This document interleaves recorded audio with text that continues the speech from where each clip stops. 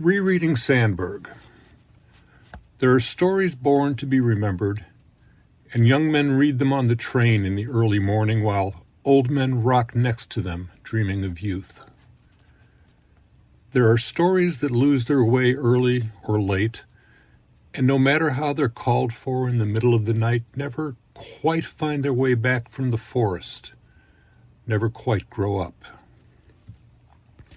There are stories that are rewritten years later when the language they speak is extinct, and they mean as much as when they were born.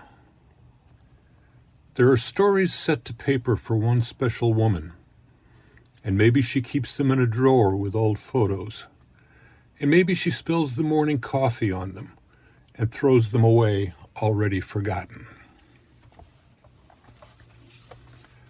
Where love songs come from. As the sun falls into evening's ocean, a sweet steam of butterflies finds shape. The woman in blue eyes takes her net to lovingly, gently harness their flight. Beneath their whisper, she ascends. Her winged horses hover at the moon. Taking a key from its bodiced safe, she unlocks the silvered, smiling face. Removing a softly gray cloud bed, she fluffs it, reclines, falls asleep. Lets dreams take tender hold of her eyes, and her tears become a summer's gentle rain.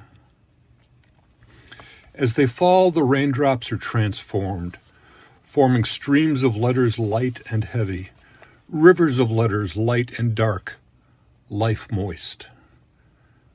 No dam contains them as they gather to form syllabic puddles, then word lakes landing on the head of the singer. Nestling in his hair, rooting in his heart, they change again. Now buildings, streets, the people bringing life to every phase. And again they morph, resembling petals, taken by quick winds and cast down to stain the pages lying, waiting on a desk.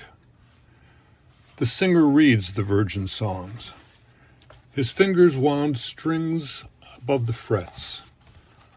His voice adds flavors of salt tears, smiles, the scar twigs of a broken heart healing. In the restoration there is love's heat, and in love's heat words dry, blow away. The passion's winds whirl upward. The ascension is meant for one cloud. Blue eyes in a sleeping woman open, shift to face the heart-sent wonder. Her ears wake as the words settle, full, and become the music of two hearts. Arbor and Winepress, after a landscape by Fra Bartolomeo. This is where you brought me when we wed.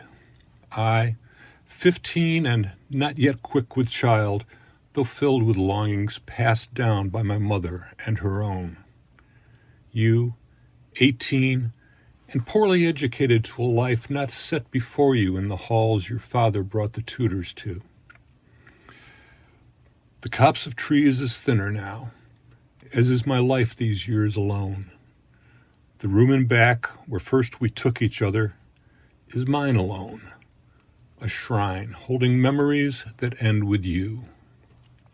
At the gate, our oldest son and his son, a Tom that came to clear the mice and stayed when they were done, a wine press calling forth the joy of life.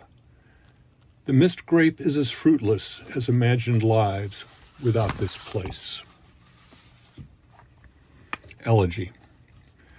Dig the small grave and place the smaller body so, just so.